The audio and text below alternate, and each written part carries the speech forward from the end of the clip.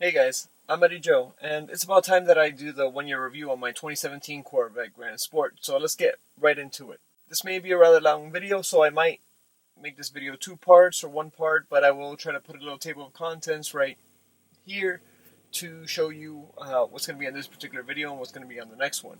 But first of all, let's start out with the exterior of this car and how it's held up after 1 year and about 8,500 miles.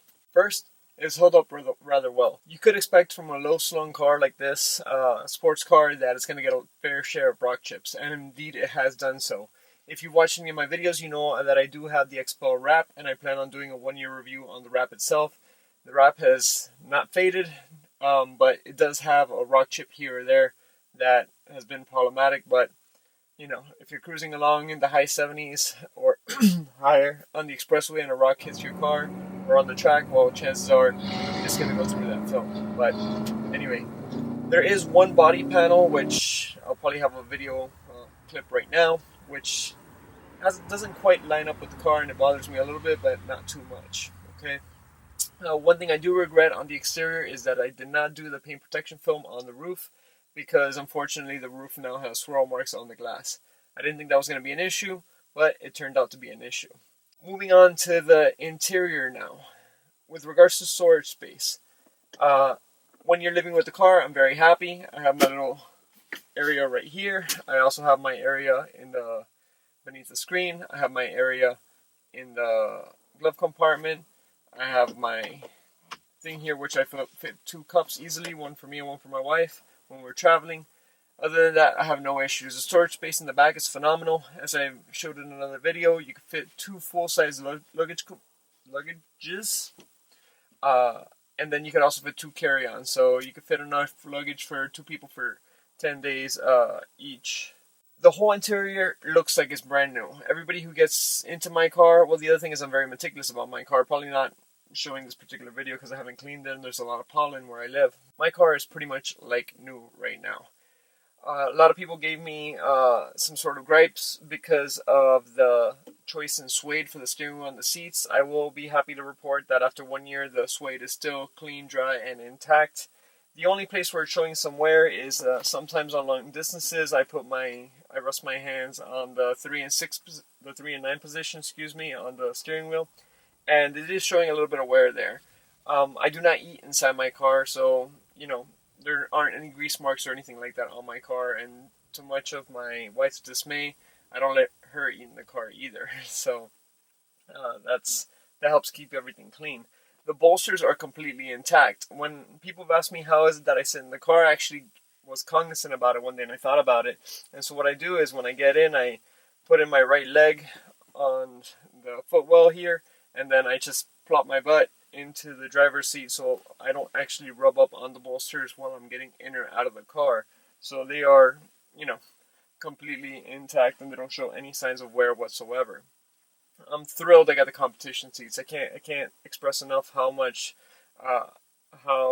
they're worth their value. I know they're in excess of $2,000. That's a lot of money for people, but it seems to me to be a great value because I actually love these seats.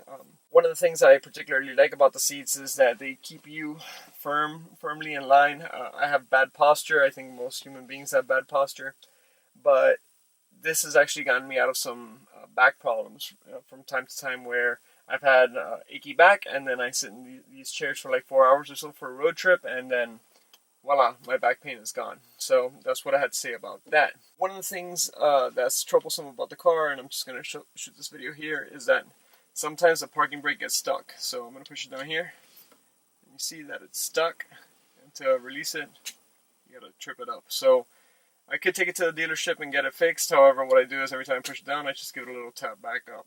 When I have to unlock it or lock it, I just do like so. It's a pain in the butt. You don't expect to have to do that on a $80,000 car or $50,000 car if you're getting into the base model, but that's just one of the problems with the car. I did have a problem with the seats where they would not adjust automatically, but I realized that in order to fix that, you just need to set the parking brake every time you put the car in park. You can't leave it just in gear. You have to put it in park. So that's just something to keep in mind.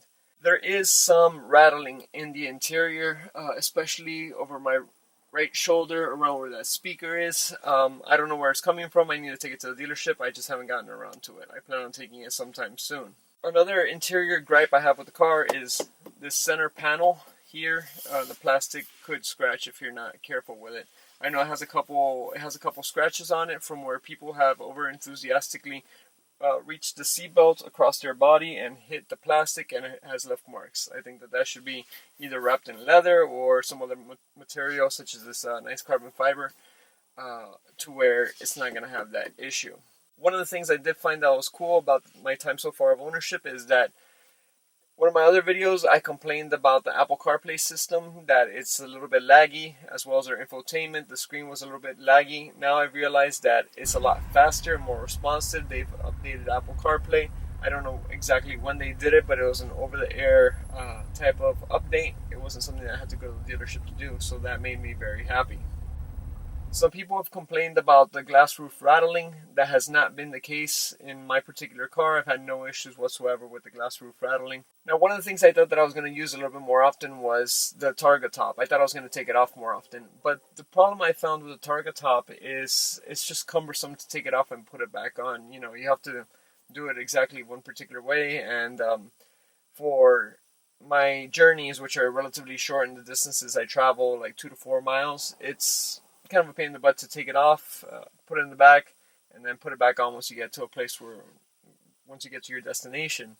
I think part of the problem with it is the fact that people are so crappy. So I'm skeptical of people throwing things into the car, people trying to damage the car, envious people. So that's the reason why I just don't leave it with the top off. If this was a different place or a different time, then maybe I'd be less reluctant to just leave the car wide open, because if it's not going to rain, it's not going to rain. There is one funny thing that happens with the car, and it's when you have the AC or the heat on full, this center vent that's right here, sometimes the actual vent like slides over and it closes itself with the pressure from the AC or the heater or from the fan. I think that's pretty funny when it happens. It kind of sucks. So now let's do the driving portion of this particular review.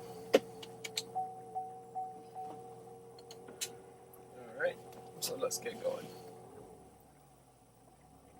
First of all, let's talk about the steering. And I hope the road noise isn't too bad, but I'm going to just keep it around my neighborhood. The steering. As I'll probably include a clip right now, you do have on your steering a couple different ways that you can set it up depending on how weighted you like your steering. I in particular leave my steering always in track mode. I like it to be the firmest it could be. You could also put it in touring or sport mode. And what I've noticed with those particular modes of steering is obviously they're not as heavy, but after driving, say, 7,000 miles in my car with it just being in track mode, when I put it into touring mode, it was way too soft. So then I didn't quite know where the hell my tires were. But the steering otherwise is great. I like the feeling a lot. It's very direct, very linear. Small little movements move the car completely. I have nothing to complain about with the car. This shifter. People have a hard time with regards to that 1 to 4 shift. I don't consider myself an exception to that. I do not like the fact that it shifts me automatically from 1st to 4th. 7th gear tends to get lost. And what I mean by that is sometimes, you have to really be cognizant about trying to get it into 7th gear for it to actually go into 7th gear. Otherwise, you're just going to try to put it into 7th and it goes into 5th, you try to go into 5th and you accidentally go into 7th. That's just part of the deal with the car. Fortunately, it does have a 7th gear, so you can go into 7th gear whenever you need to. The brakes are phenomenal. I have the regular brakes. I don't have the carbon ceramic brakes. I have the typical Brembos that come with the car, with the Grand Sport package, and it's a lot of fun. They definitely get the job done, although my complaint about it, and I already have the solution, is the brake dust. A lot of people complain about the brake dust. I recently bought some Hawk brake pads, and I plan to change those out sometime this upcoming week when I have a little bit more time. And then hopefully I can make a video about that so I can share the experience with you all. But the brakes have a phenomenal bite to it. I've done some track work with them, and I have no complaints whatsoever. I did have a little bit of brake fade on the track after being on the track for about 17 or 18 minutes with some very aggressive braking, and That's just how it is. I thought I knew how to heel toe until I did the Rumfellow's Performance Driving School, and there one of the instructors told me that I didn't know how to heel toe as well as I thought I did. Which is always a very humbling experience, but that's why you go to these particular track days and things like that, and it's to basically learn. So, ever since I learned that I did not know how to heel toe as well as I thought I did, I have then turned to learn a little bit about this rev matching stuff. And it's really cool, like, sorry for the loudness. But I do like the rev match quite a bit, and I have found myself using it a lot more than I thought I would. And that's just another point on the side there. And so I should be turning relatively soon. So let's gain some speed. There's some rocks here, and I'm going to go into second from fourth. See some little burbles, and life is sexy and good. The steering wheel is adjustable, it telescopes everything you need it to do. I like it just fine. Visibility. Visibility is something that's huge in this car. I'm not one for all these lane keep assists and all those types of systems, but this car needs blind spot monitoring. I can't see anything over my left shoulder, and I can't see anything over that B-pillar right there.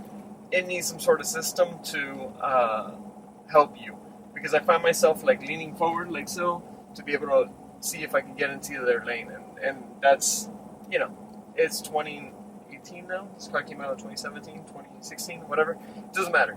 This car should have the option for blind spot monitoring. Alright, I'm status post new battery. The backup camera helps out a lot, by the way. I'm not one who uses the backup camera a lot, but it helps out a lot.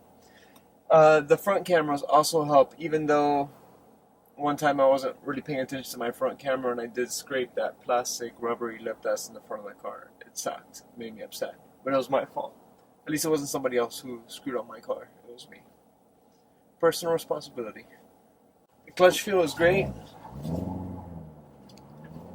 The throws on the gearbox are very nice. I'm very happy with them.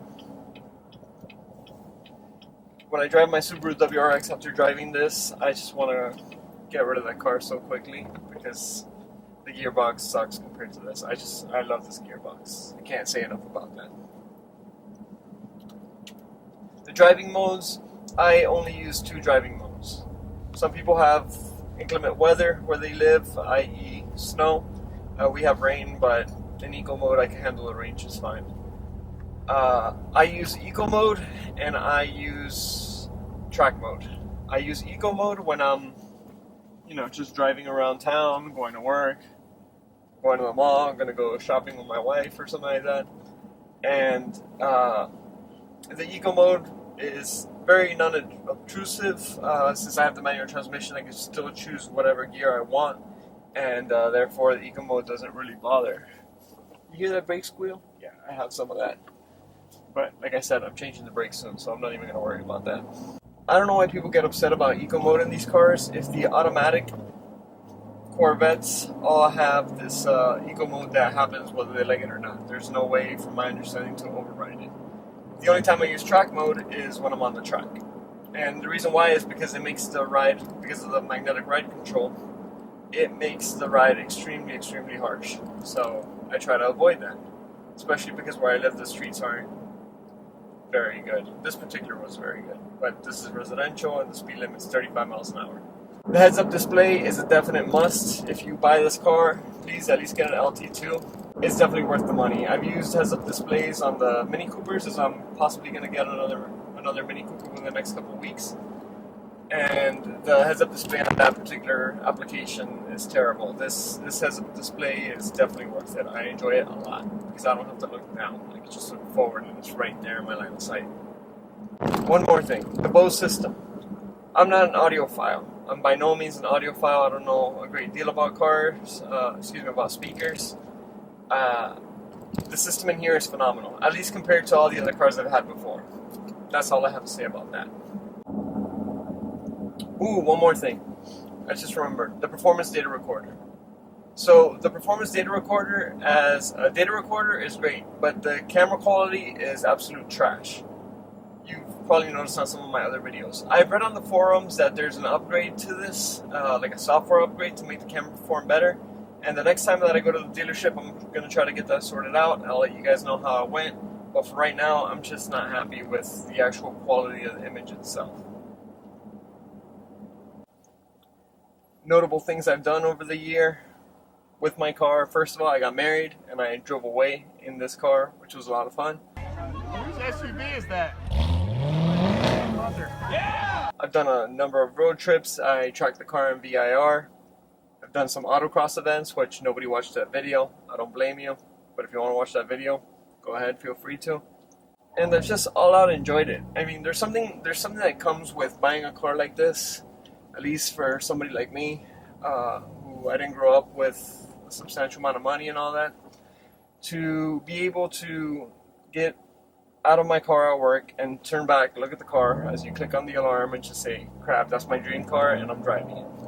Same thing goes with when I get out of one of my shifts and then I walk to my car and I unlock it to just, look at it. It's very rewarding. It's also rewarding just to go into the garage and see it there. I'm still, a year later, I'm still in complete disbelief that this is my car. But it is, and I'm loving it. And I hope you guys get one so you can enjoy it and love it too.